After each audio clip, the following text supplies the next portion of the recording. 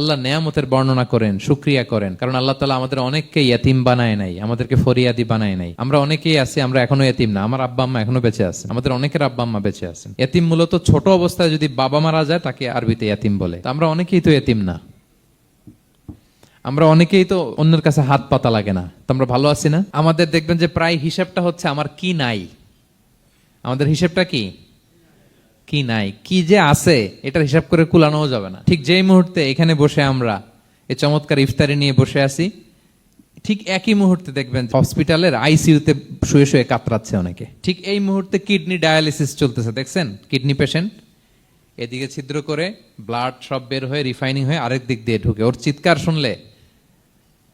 Burn ইউনিটে গেছেন কখনো?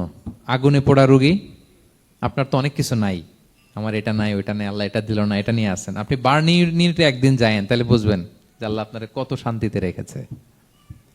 না খেয়ে কয় রাত কাটিয়েছি আমরা, বলেন তো? কত লোক বাড়ি ভাড়া পরিশোধ করতে পারে না, ঋণের বোঝায় জর্জরিত, দুরারোগ্য ব্যাধিতে আক্রান্ত, ক্যান্সারের লাস্ট স্টেজে। তাদের সাথে একটু দেখা করেন, ফোর্থ স্টেজে চলে আসছে ক্যান্সার পেশেন্ট।